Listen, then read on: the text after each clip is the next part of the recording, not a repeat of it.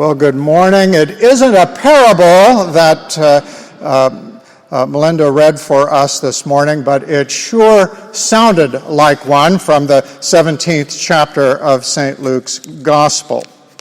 Luke spent the last few chapters of that Gospel presenting this extended scene that we have been kind of marching through for a number of weeks now, beginning with Jesus leaving the Sabbath table of the prominent religious official and mingling with the crowds and preaching and teaching, healing and blessing.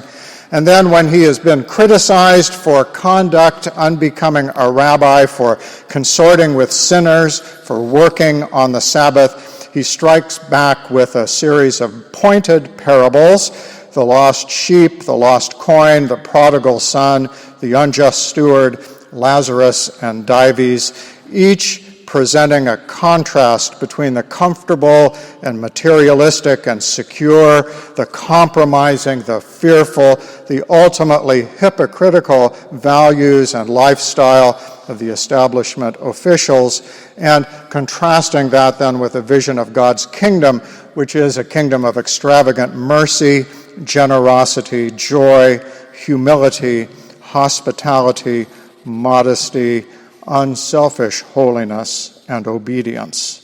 It's a vivid contrast, and it certainly made those officials more and more intent on getting Jesus off the stage by any means necessary. So as those parables have unfolded one after another, Luke suddenly decides that this is the time to tell a story about something that had happened a few weeks before.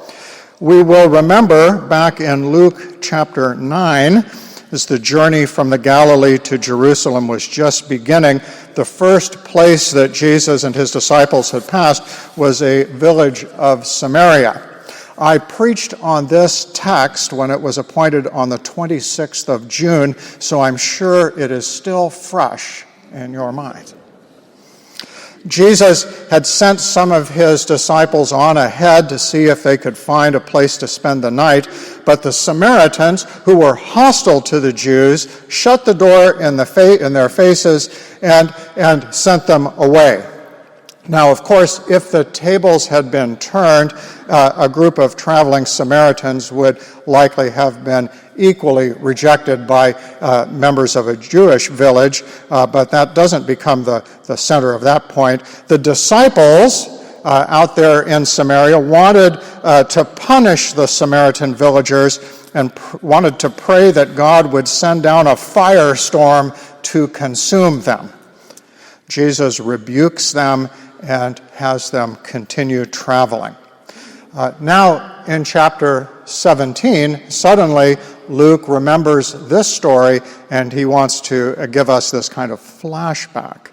It seemed that soon after that first encounter, or the first event around the Samaritan village, while they were in that same region, still moving from the Galilee to Jerusalem through Samaria, they came across some lepers standing near the entrance of another small village. Just we remember as a kind of parenthesis that leprosy, as it's recorded in the Old Testament and in ancient times, doesn't necessarily refer to that specific condition that modern medicine calls Hansen's disease, although it might have been included in that. But really any kind of disfiguring skin condition, whether chronic or transient, would be called leprosy. We would probably have a number of different diagnostic categories. But those who suffered from those conditions were all considered ritually unclean and socially untouchable. They were not permitted to work. They were not permitted to pray in the synagogue, to live at home with their families, to participate really in any aspect of community life. They became outcasts and pariahs, left out on the farthest margins of the community to beg for their survival. Their wives and husbands, their parents and children could have nothing to do with them. In the deeply family-centered and communal Near Eastern culture of the day, this was pretty much a death sentence. So now Jesus and his disciples come along, and the lepers call out, "Have mercy on us." Or translated into more contemporary context, spare change? You don't even have to come close to us. Just toss us over here a few coins.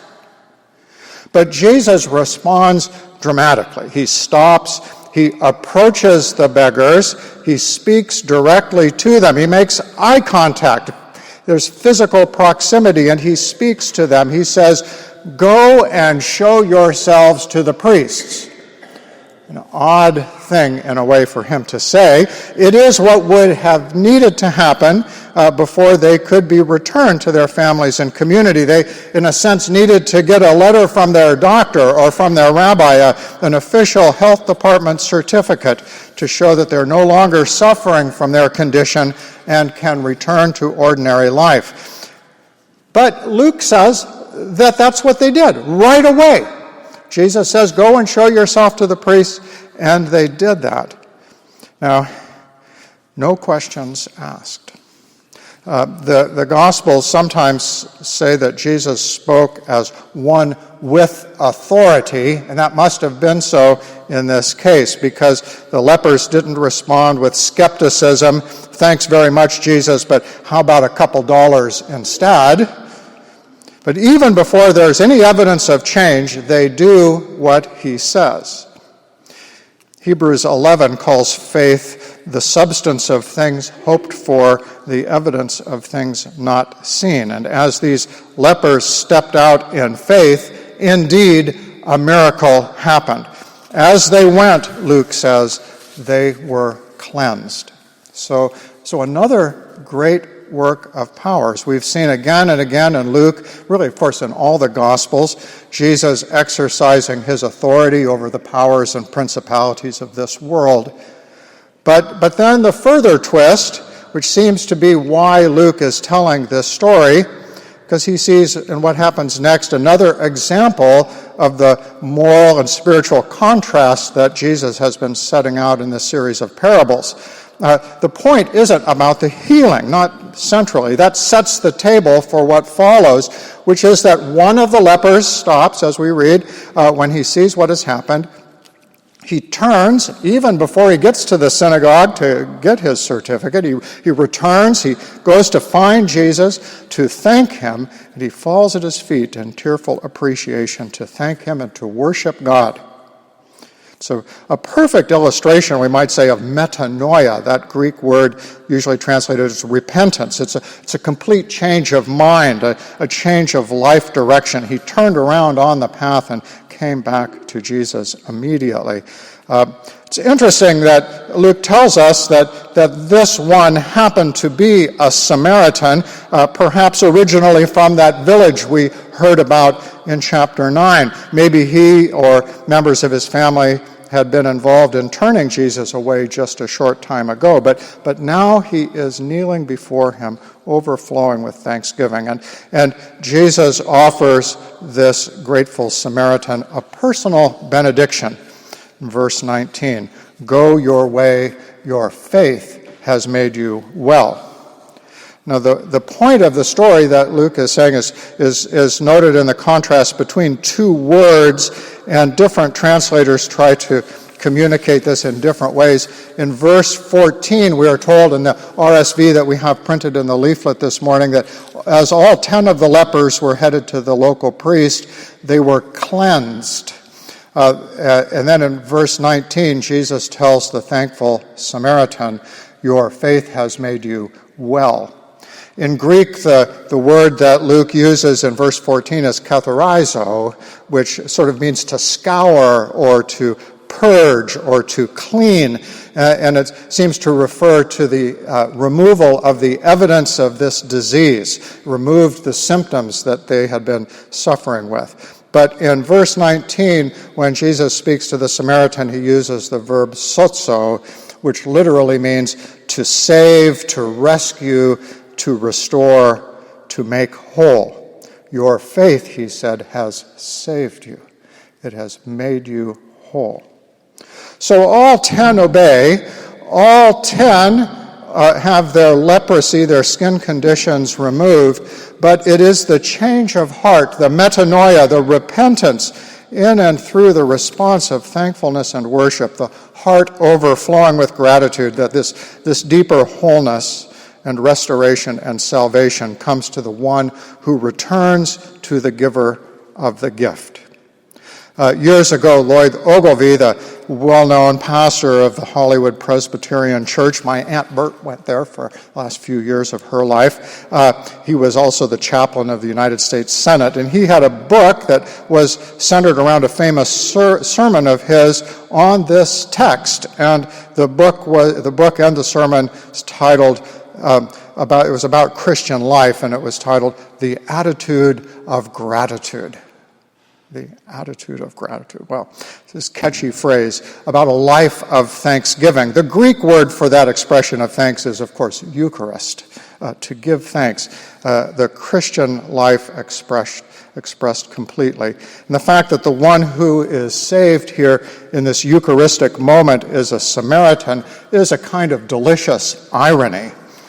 Who you are has obviously nothing to do with it because he's a complete nobody. You can't get farther outside the circle of Jewish life than by being a Samaritan leper. He has no record of pious observance. He hasn't been to synagogue every Saturday morning for all of his life. And you certainly can't get farther from the top of the ladder where the scribes and Pharisees were living among those Jerusalem elites. All 10 obeyed Jesus, just as the scribes and Pharisees are great at the details of external obedience. And yet only one is saved, the one who stopped and returned to Jesus, the Samaritan. What Jesus, the great diagnostician, has been saying through this whole section of the gospel is that the scribes and Pharisees, the religious establishment of the day, suffers from a kind of heart disease. It's not a question of their credentials, not a question of their outward observance, but of their character. It's not about who they are, but about whose they are. And so Luke's invitation in recalling the story for us. Where are we in this story? Who are we? An invitation to step back, to take a deep breath, to look deeper in ourselves. We also have choices to make, and one choice in particular. We may think we're doing just fine, as the 9 lepers must have felt as they rushed to the priest for their document and then returned to their old lives, their work, their families, their communities. But for the one who comes back to Jesus, there is a conversion and transformation. His heart is full, and his life is changed and made new. For him, it wasn't about going back to his old life, but about moving on, moving forward to one that would be new and fresh in Jesus. That's what Luke is asking us this morning. Where are we in this story? Who are we? And whose are we? Walk in love as Christ loved us and gave himself for us, an offering and a sacrifice to God.